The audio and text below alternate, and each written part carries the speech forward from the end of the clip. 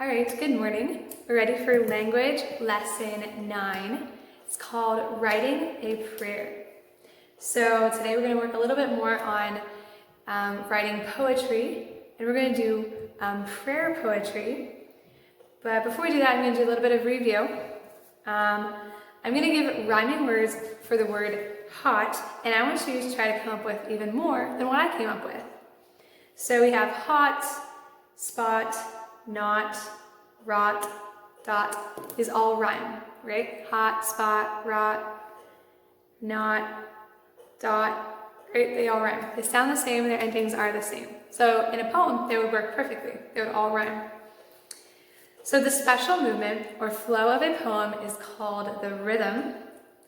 And in a poem, where does the poet usually put his name? Does he put his name at the beginning of the poem? In the middle of the poem? Where does he put it? He normally puts it at the end of a poem. Right, so I'm going to give you 2 sentences, and I want you to pick out which one sounds more interesting and more poetic. Speak kindly to all people, or let your speech in kindness fall. So the one that sounds more interesting, more poetic is the second one, let your speech in kindness fall.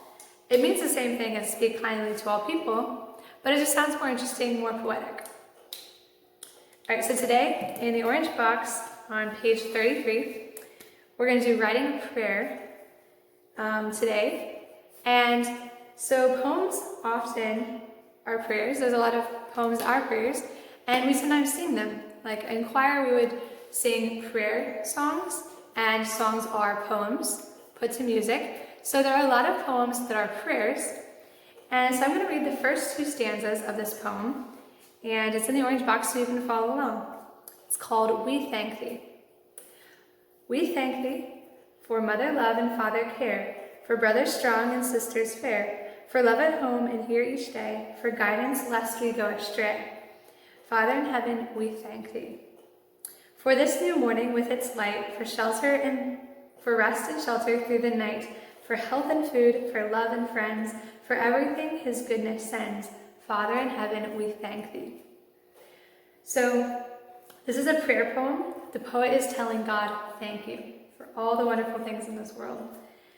And it's also a simple poem made up of 2-line rhymes. So if you look at it, the first 2 lines of the stanza, for mother love and father care, for brothers strong and sisters fair, the 2 lines rhyme. So fair, father care rhymes with fair in the next line.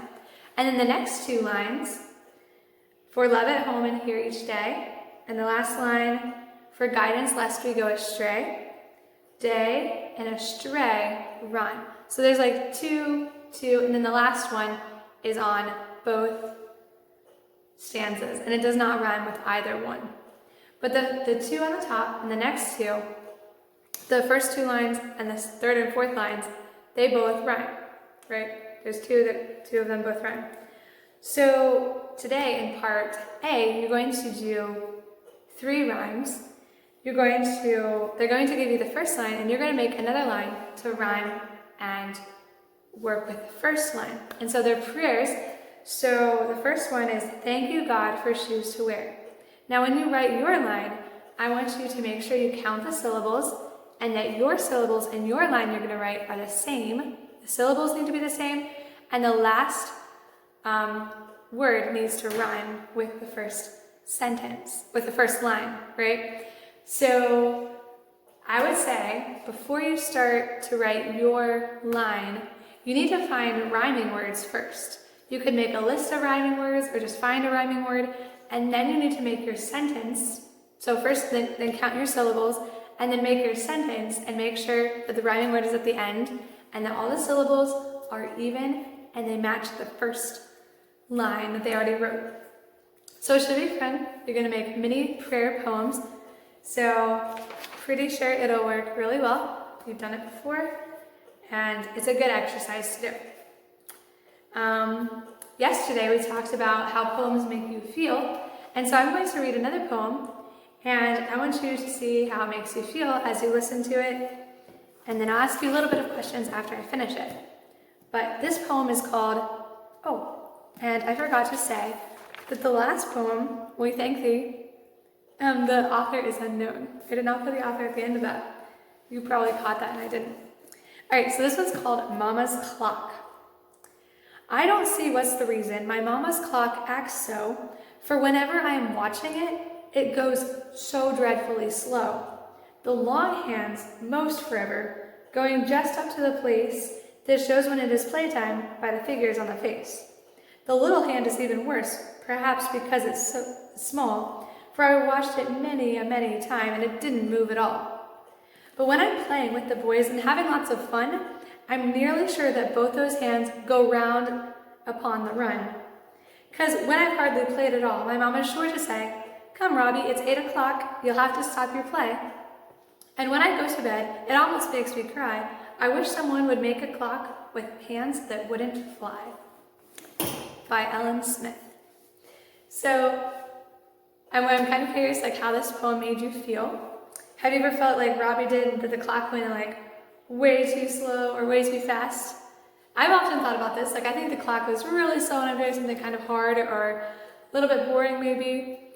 But then it goes super fast when I'm having like a lot of fun. It's kind of like in school we would have like long math time or whatever, and then we would get to recess, and recess is just like gone, right? So did the clock really go slower as you watched it and fast when you played? Do you think that's true? Or it just went even and you just had fun sometimes and other times it was harder? So why did Robbie think that the clock went slowly or fast? So you can think about that. And yeah, I think that's all for the lesson today. Have a very good language lesson and enjoy your school day.